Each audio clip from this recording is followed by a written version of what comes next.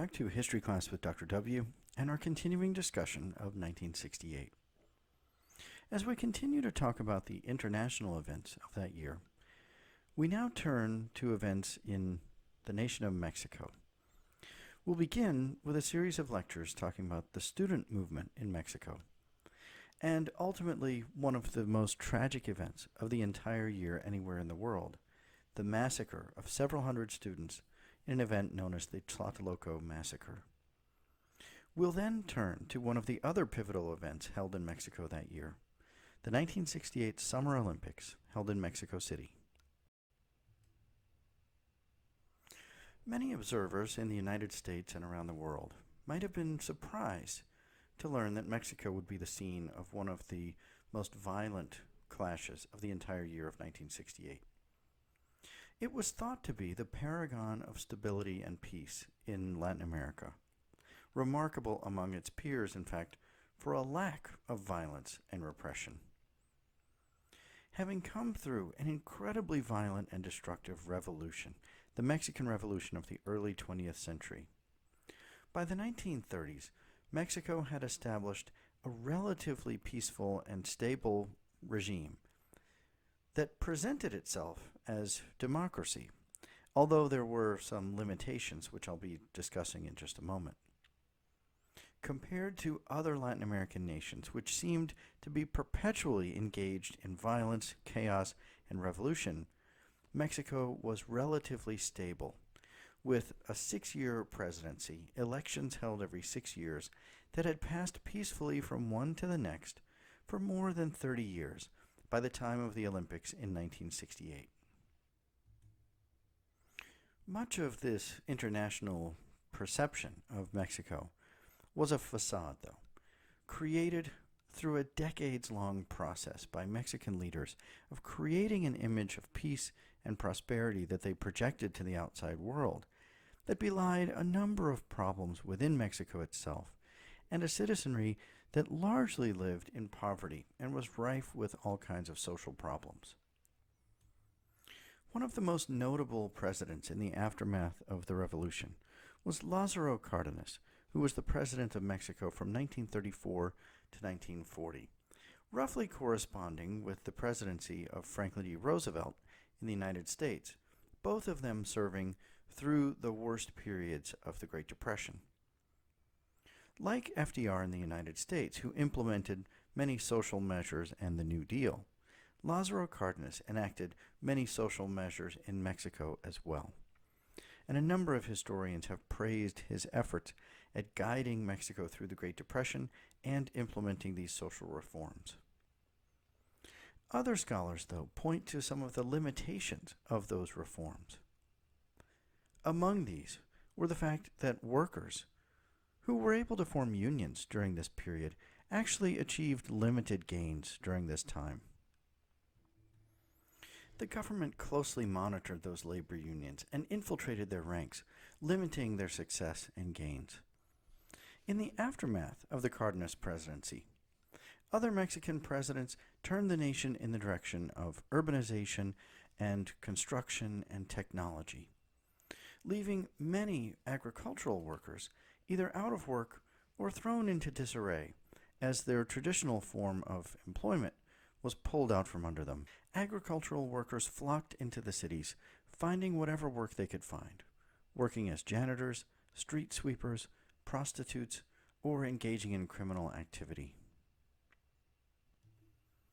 At the same time, the nation enjoyed an economic boom that the rest of the world began to refer to as the Mexican miracle, achieving an annual growth rate in the economy of over 6% from 1940 to 1970, among the highest rates of economic growth in the world. Some scholars refer to this era as the golden age of Mexico, the 1950s and early 60s. It was a golden age for Mexican cinema, which modeled itself on American cinema and produced many big budget and kind of glossy films by the standards of the day. It was also an era that saw a great boom in tourism to Mexico. Mexico was becoming a kind of hotspot around the world, and particularly for American tourists. It provided an ideal mix of kind of rustic and perhaps somewhat primitive styles of life out in the countryside and modern urban bustling cities that seemed to have an appeal to any kind of tourist coming into the country. And yet, the realities of life in Mexico were not as rosy as their image projected abroad suggested. The nation did endure stability during this time, but that didn't necessarily translate into prosperity and happiness for many Mexican citizens. Many of them lived with all kinds of troubles and difficulties. There was a gross disparity of wealth, with a wealthy few dominating at the top of the economic system and masses living in poverty. It's also difficult to consider Mexico's government a true democracy.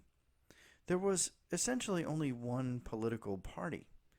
And so while there were elections held every 6 years, and those did generally go off peacefully, with only one legitimate candidate each election cycle, there wasn't really a choice for the Mexican people.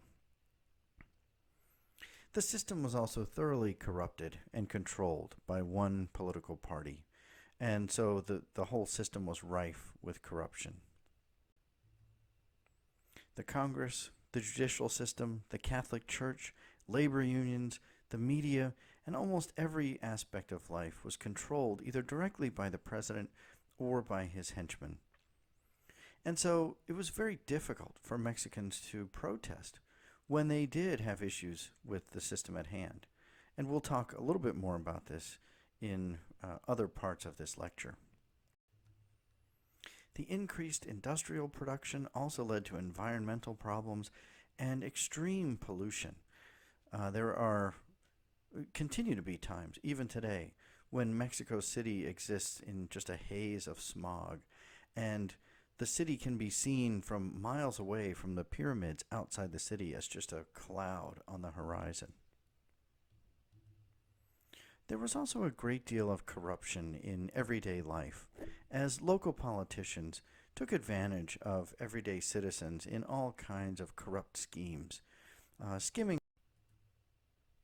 These schemes included skimming off profits from construction budgets, kickbacks and bribery in all kinds of different ways. And so there came to be a wealthy class living at the top of Mexican society, and a mass living in poverty or unemployed, living in slums, who had all kinds of different issues to struggle against. And as we'll see, these kind of issues begin to boil over in 1968.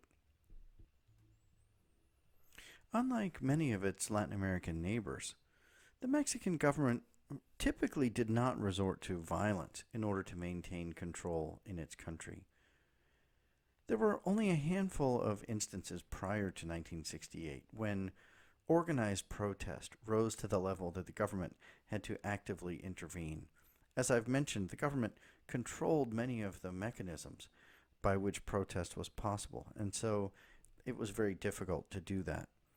Only rarely did the government resort to violence to crack down on protesters.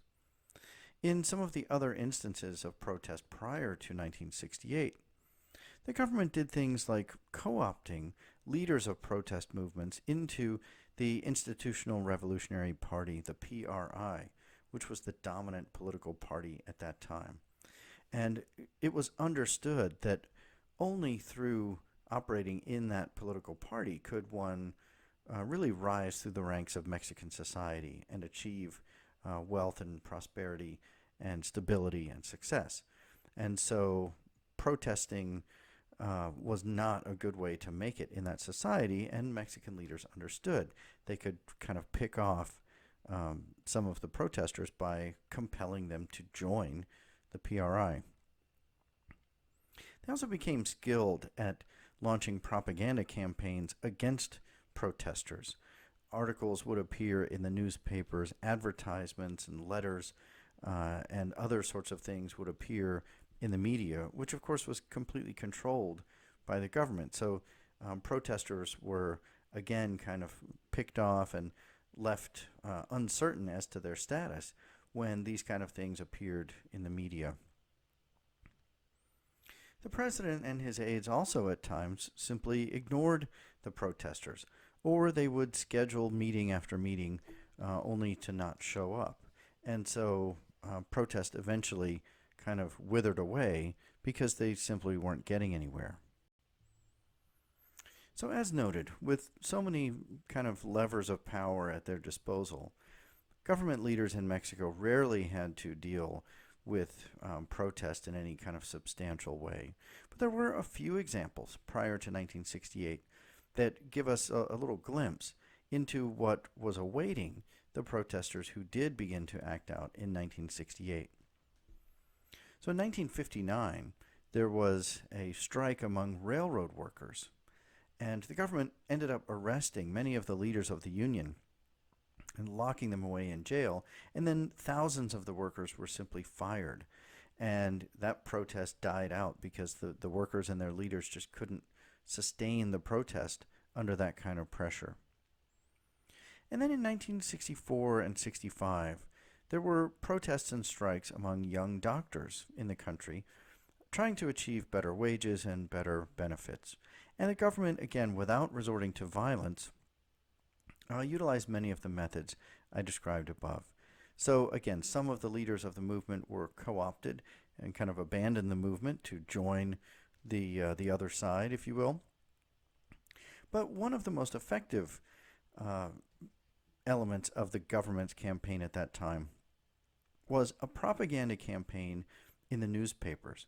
They actually took out ads in the name of the doctors themselves, creating all kinds of accusations against other members of the protests. And members of the protests, the doctors themselves, eventually didn't know who was on whose side and what was true and what wasn't true, and actually what was going on, because the government controlled the media so thoroughly that it was impossible for the doctors to really discern who had said what and where they stood on any number of things. Eventually, the protests died out because the leaders among the doctors no longer had enough of a following to continue, and again, really weren't sure where they stood on any number of issues. As we continue with this storyline in the next lecture, we'll see that students and others protesting in 1968 confronted all of these same kind of challenges and others when they began to launch their own protests during that year.